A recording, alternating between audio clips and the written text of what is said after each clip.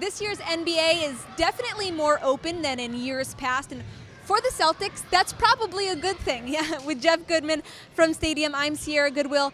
We just were introduced to Enes Kanter and Kemba Walker on Wednesday afternoon, and that has us thinking about the season that is just around the corner.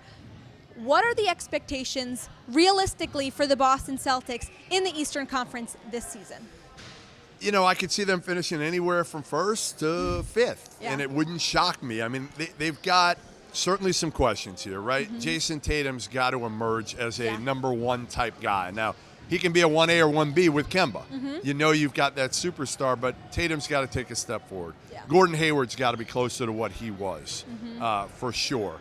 And their defense, their post defense with Kanter coming in also has to be better. You're losing Al Horford, who is one of the better interior defenders, one of the better defenders, period, in the NBA. So I think, again, it's too early to tell, but I think Tatum's going to be fine as a star. I do. I think the big key for me is Gordon Hayward. And does Gordon Hayward get back closer? He doesn't have to be the all-star player he was in Utah, but he's got to be a consistent threat, a guy that can go for, again, you know what you're going to get day in and day out, which was not the case last year. You have the Brooklyn Nets with Kyrie, and you have the Milwaukee Bucks with Giannis. The Celtics don't really have anyone to put on Giannis when they face the Bucks. That's probably the biggest question mark. Who in the East do you think is going to be the biggest nuisance for the Celtics? Well, I think you got to look at Philadelphia. I mean, Milwaukee, listen, they lost Malcolm Brogdon. Yes, they have Giannis. They're going to be there. Toronto now, obviously, without Kawhi, you're looking at a completely different team. To me, it's Philadelphia getting rid of Jimmy Butler, which I think might be addition by subtraction, and bringing in a guy like Al Horford. To me, again, Horford, Embiid, Ben Simmons, Josh Richardson, Tobias Harris.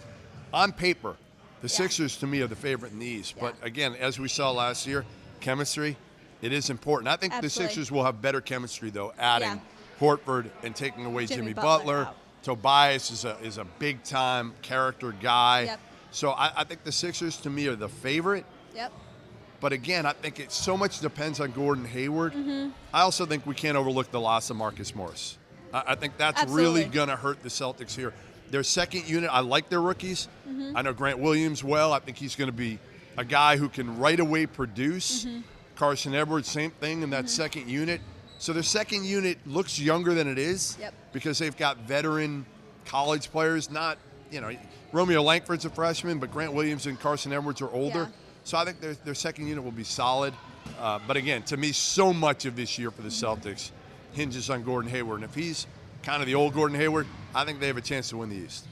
Over the past couple of years, not just in basketball, Boston and Philadelphia has kind of sparked a little bit of a rivalry.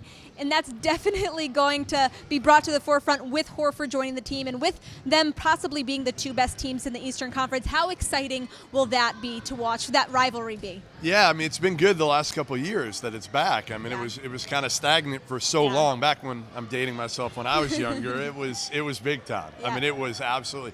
And I think it'll be the case again.